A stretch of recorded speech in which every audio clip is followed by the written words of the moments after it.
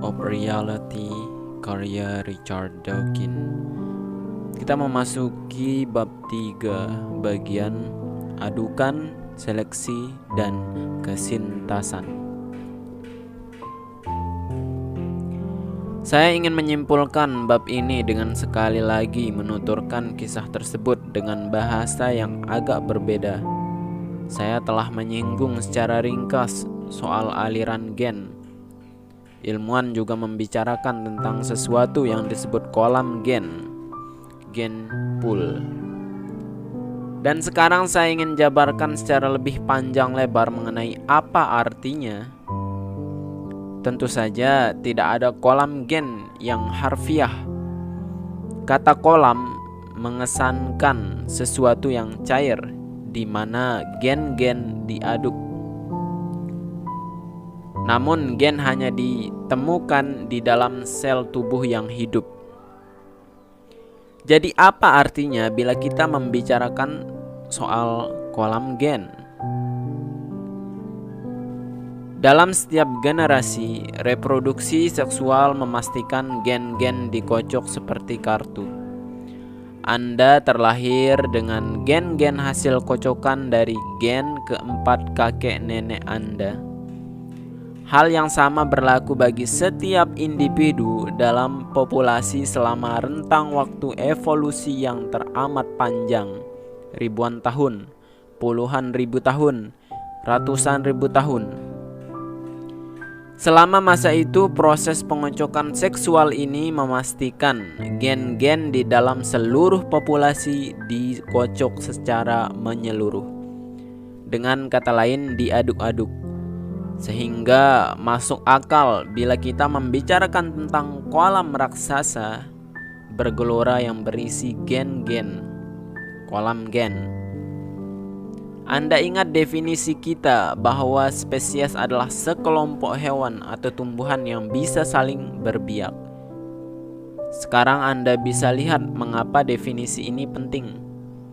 Bila dua hewan merupakan anggota spesies yang sama dalam populasi yang sama, itu berarti gen mereka diaduk-aduk dalam kolam gen yang sama. Bila dua hewan merupakan anggota dua spesies berbeda, mereka tidak bisa menjadi anggota kolam gen yang sama karena DNA mereka tidak bisa bercampur dalam reproduksi seksual. Bahkan meskipun mereka hidup di negara yang sama dan sering bertemu.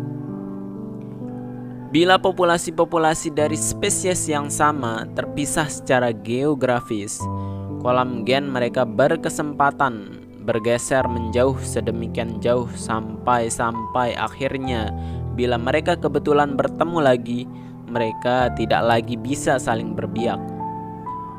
Kini setelah kolam-kolam gen mereka tak lagi bercampur, setelah mereka menjadi spesies-spesies berbeda, dan kita dapat terus menjauh selama jutaan tahun sampai ke satu titik di mana mereka mungkin telah menjadi sedemikian berbeda satu sama lain, seperti manusia berbeda dengan kecoa. Evolusi berarti perubahan dalam kolam gen. Perubahan dalam kolam gen berarti sejumlah gen menjadi lebih banyak, sementara yang lain menjadi lebih sedikit. Gen-gen yang tadinya umum ditemukan menjadi langka atau malah menghilang dan sepenuhnya. Gen-gen yang tadinya langka menjadi umum dan hasilnya adalah bentuk atau ukuran atau warna atau perilaku anggota-anggota tipikal spesies itu pun berubah. Spesies berevolusi karena perubahan dalam hal jumlah gen di dalam kolam gen. Itulah yang namanya evolusi. Mengapa berbagai gen berubah seiring berlalunya generasi demi generasi? Ya, justru mengejutkan kalau tidak terjadi perubahan, mengingat lamanya waktu berlalu. Coba pikirkan bagaimana bahasa berubah dalam waktu ratusan tahun. Kata seperti the dan to, zones dan afas, frasa-frasa seperti stop me vitals pada masa dasarnya telah lenyap dari bahasa Inggris. Di sisi lain, frasa seperti I was like yang berarti aku bilang yang tidak akan bisa dipahami 20 tahun lalu kini umum digunakan. Demikian pula kata cool sebagai pujian. Sejauh ini dalam bab ini saya belum perlu melangkah lebih jauh daripada gagasan bahwasanya kolam-kolam gen di populasi-populasi yang terpisah bisa bergeser menjauh seperti bahasa. Namun sebenarnya pada spesies ada lebih banyak yang terjadi. Tak hanya pergeseran, yang lebih banyak ini adalah seleksi alam. Proses maha penting yang merupakan penemuan terbesar Charles Darwin. Tanpa seleksi alam pun kita bisa duga bahwa kolam-kolam gen yang kebetulan terpisah akan bergeser menjauh. Namun pergeseran itu terjadi tanpa tujuan. Seleksi alam mendorong evolusi ke arah yang bertujuan, yaitu arah menuju kelestarian.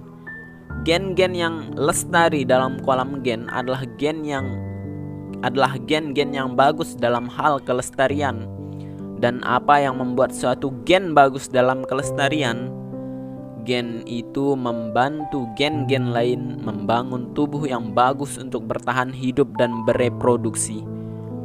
Tubuh-tubuh yang bertahan hidup cukup lama sehingga mewariskan gen-gen yang membantu mereka bertahan hidup. Cara gen melakukannya bervariasi dari spesies ke spesies.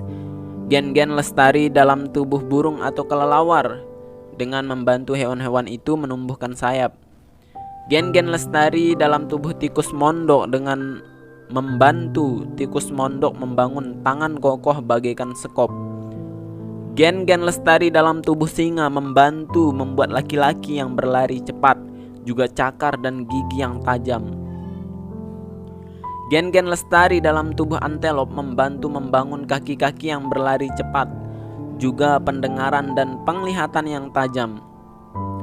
Gen-gen lestari dalam tubuh serangga daun yang membuat serangga yang tidak bisa dibedakan dengan daun, apapun rinciannya. Pada semua spesies yang paling penting adalah kelestarian gen dalam kolam gen. Kali ini berikutnya Anda melihat hewan-hewan apa saja atau tumbuhan apa saja, pandanglah dia dan katakan kepada diri Anda sendiri, yang saya sedang lihat adalah mesin rumit untuk meneruskan gen-gen yang membuatnya. Saya sedang menatap satu mesin kelestarian bagi gen-gen. Kali ini Anda memandang diri di cermin, pikirkanlah Anda juga salah satu mesin itu. Lanjut ke bab selanjutnya. Bab 3 berakhir.